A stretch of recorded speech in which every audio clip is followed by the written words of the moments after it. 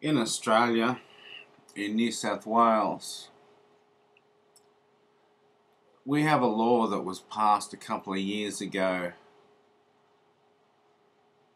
called the Consorting laws.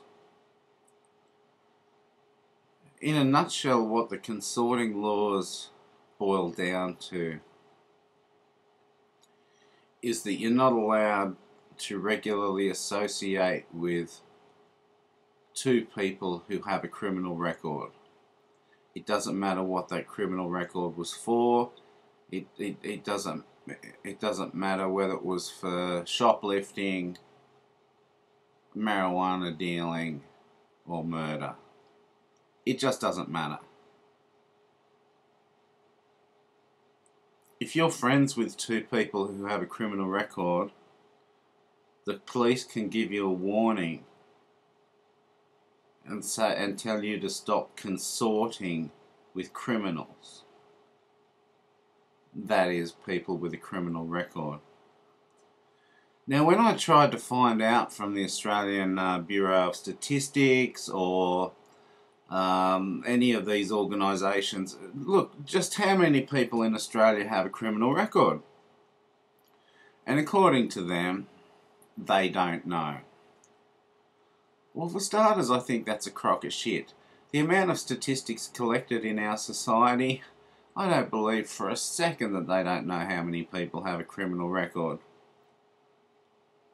So fundamentally, they're lying to the public about how many Australians have a criminal record. I know for a fact that in England, 1/4 of the male population has a criminal record. And it's about the same in Canada. I've heard statistics that are even worse in America, that 1/4 of American adults, not just males, have a criminal record. So basically you're going to find that everybody knows at least two people and is probably friends with two people who have a criminal record. Officially, that's breaking the law. Now, the cops can't come and bust you straight away for having two friends with a criminal record. What they do is issue you with a warning, and the warning is to stop you consorting or communicating with these people who have a criminal record.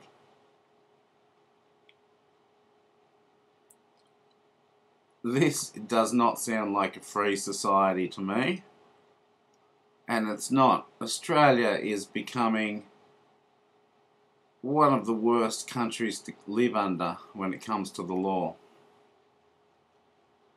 So this is my basic gist of this conversation, is how ridiculous it is that fundamentally the government and police are allowed to tell you who you can be friends with. And there's very little opposition to these consorting laws. Maybe you might find the odd lawyer here and there who publishes a piece saying how ridiculous it is, or a little bit of piece in the paper. But you see, this is how totalitarian governments work. They sneak through legislation, and of course they said, oh, it's to tackle the bikie problem.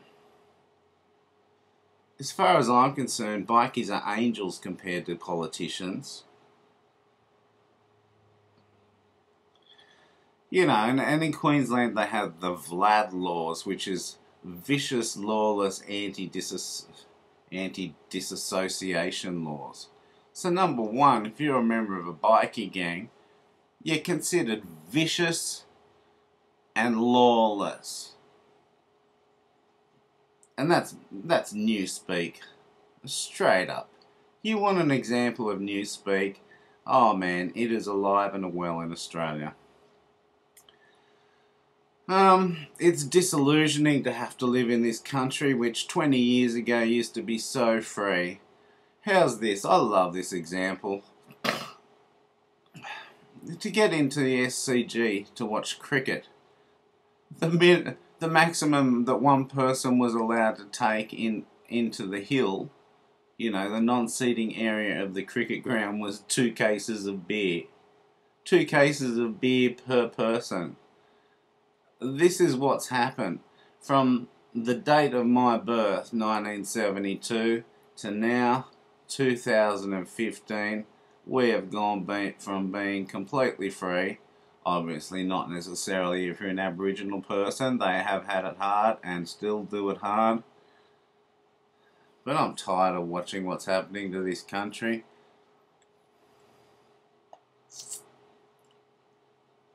It's a police state, and there's no way around that.